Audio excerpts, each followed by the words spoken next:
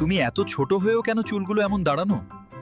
পৃথিবীর মাধ্যাকর্ষণ শক্তি আমার চুলের উপর এখনো কাজ করছে না। তুমি এই ল্যাবে কি করছো? তুমি কে বলো তো? আমি আইনস্টাইন জুনিয়র, ভবিষ্যৎ বিজ্ঞানী। তুমি কি সত্যিই আইনস্টাইনের মতো বুদ্ধিমান? এখন আমার দুধ খাওয়ার সময় না হলে EMC2 প্রমাণ করে দিতাম।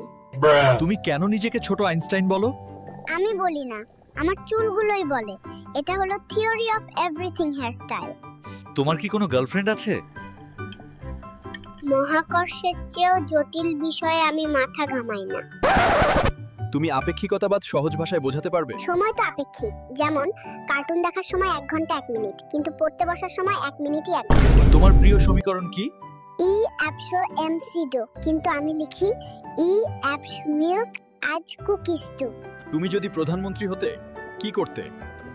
ব্ল্যাক হোলের সূত্র প্রয়োগ করে দেশের সব দুর্নীতি শুষে নিতাম। তুমি কি ব্ল্যাক হোল সম্পর্কে জানো? হ্যাঁ, ওটা হলো ফ্রিজ, যেখানে আমার চকোলেট হারিয়ে যায়। তোমার নতুন আবিষ্কার কি? কান্নার আপেক্ষিকতাবাদ আবিষ্কার করেছি। আমি যত জোরে কাঁদি, বাবা মা তত দ্রুত আসে। তোমার প্রিয় খাবার কি? আপেল। একটা আপেলের জন্যই তো নিউটন অত বড় বিজ্ঞানী হলেন, নাই না? তোমার সবচেয়ে বড় আবিষ্কার কি? হোমওয়ার্ক না করার 101টা অজুহাত। তোমার প্রিয় ল্যাব এক্সপেরিমেন্ট কি? কোকা-কোলা আর মেন্স মেশানো। বিজ্ঞানী হয়ে ফেনা বানাই। পরীক্ষায় ফেল করলে কি করবে?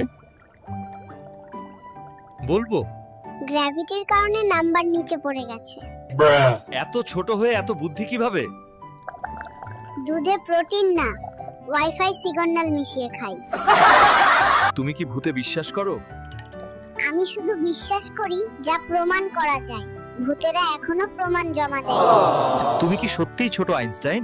না, আমি শুধু বড় চশমা আর ছোট শরীরের মালিক। ভিউয়ারদের কিছু বলতে চাও? সবাই সাবস্ক্রাইব করে নোটিফিকেশন চালু করুন। ধন্যবাদ।